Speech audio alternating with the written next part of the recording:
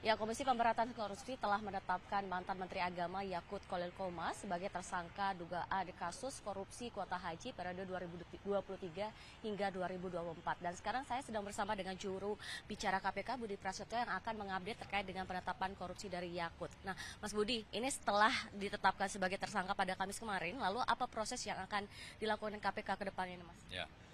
Penyidik masih terus melengkapi berkas penyidikannya, termasuk kami masih tunggu juga hasil kalkulasi hitung dari BPK mengenai besarnya kerugian keuangan negara.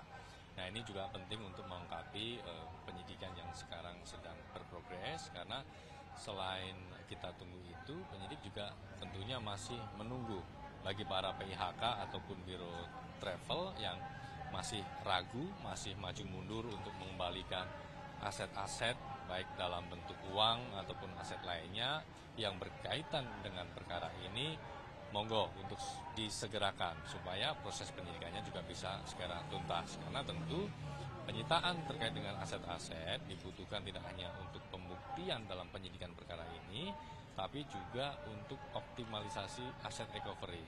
Sehingga kerugian keuangan negara ini tidak selesai di angka saja.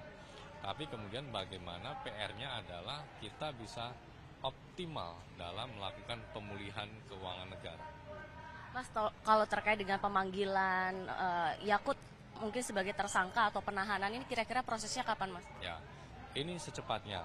Nanti kami juga akan lakukan karena memang komitmen kami agar proses penanganan perkara di KPK bisa dilakukan seefektif mungkin, ya, sehingga nanti kami juga akan update pastinya kepada teman-teman terkait dengan jadwal pemanggilan pemeriksaannya.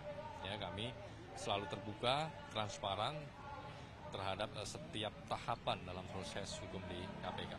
Mas, ini kan selama sekitar 7 bulan kasus ini kan berproses gitu, Mas. Banyak yang bahkan menanyakan kenapa Yakut ini belum ditetapkan tersangka. Pada akhirnya sekarang sudah ditetapkan tersangka. Sebenarnya apa yang membuat Yakut akhirnya ditetapkan sebagai tersangka, Mas Budi? Ya, tentunya kan berdasarkan dengan dugaan fakta-fakta perbuatan melawan hukum dari pihak-pihak yang kemudian pada hari kemarin ditetapkan sebagai tersangka. Yang pertama yaitu saudara YJQ selaku mantan Menteri Agama dan juga staf khususnya yaitu saudara IAA. Tentu berdasarkan kecukupan bukti-bukti yang diperoleh oleh penyidik dalam proses penyidikan perkara ini.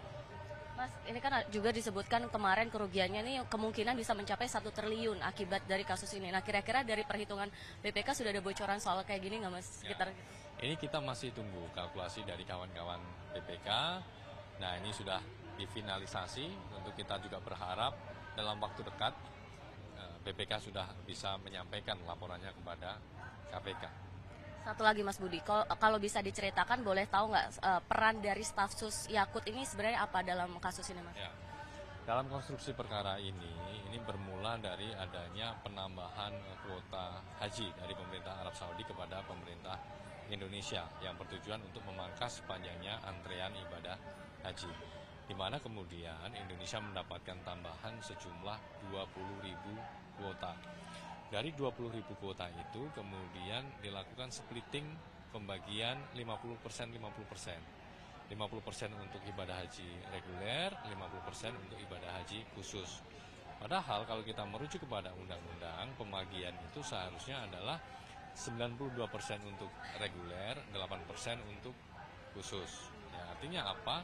Kuota haji yang seharusnya dikelola oleh Kementerian Agama sejumlah 92% dari 20.000 atau sekitar 18.400 berkurang secara signifikan sejumlah 8.400 karena hanya 50%-nya bergeser kepada PIHK atau Biro Travel sebagai pengelola dari ibadah haji khusus. Nah, artinya ada penambahan ini kuota haji yang dilakukan oleh para Biro Travel yang kemudian pasca dilakukan diskresi, didistribusikan, kemudian dalam penyelenggaraannya PIHK dan Biro Travel ini diduga mengalirkan sejumlah uang kepada pihak-pihak di Kementerian Agama. Nah, itu kira-kira konstruksi utuhnya seperti itu.